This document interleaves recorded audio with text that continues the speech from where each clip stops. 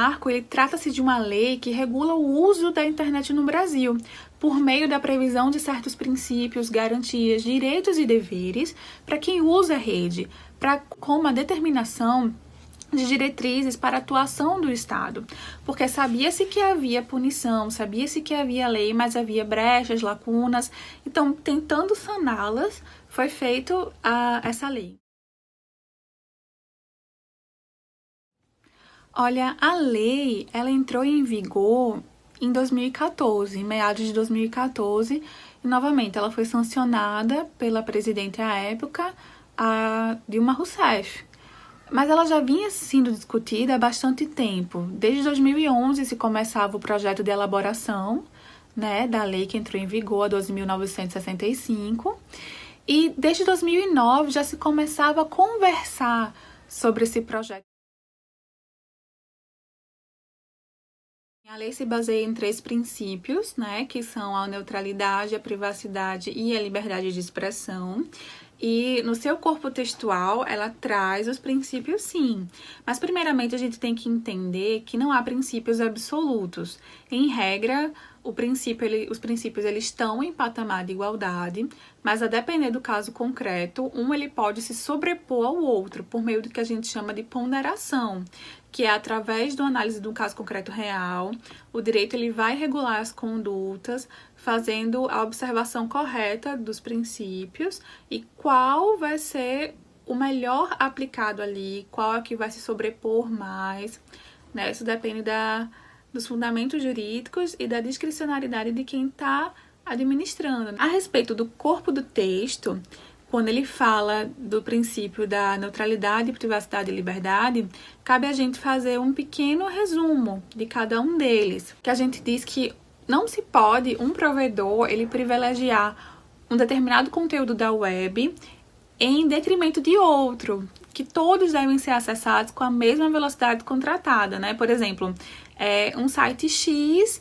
ele vem a pagar ao provedor R$500.000 e diz que quer ser acessado com velocidade o mais superior possível que foi a contratada. E um site B, um site Y, eles não pagam ao provedor tanto quanto o primeiro site fazia, e por assim dizer, ele vai ser colocado, só vai rodar com metade da velocidade daquele primeiro site que pagou mais. Então isso não pode. É o que a gente chama de neutralidade da rede. O segundo é a respeito da privacidade, que é no qual os usuários eles não poderão ter seus dados comercializados pelos provedores e nem os provedores vão poder monitorar o conteúdo acessado pelo internauta sem a sua expressa autorização, devendo armazenar o conteúdo e só liberá-lo para terceiros mediante expressa autorização judicial. Por fim, a respeito da liberdade de expressão, ele trata-se de um princípio que é garantido constitucionalmente. A liberdade de expressão, ela supostamente deveria ir até o momento que ela não invadisse a esfera alheia, o direito alheio da pessoa, né? Porque a gente tem 2 direitos fundamentais aí. A gente tem o princípio que nos traz o direito à privacidade e a gente tem também o princípio da liberdade de expressão.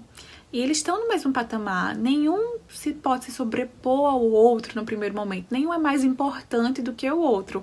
Entre princípios não há hierarquia.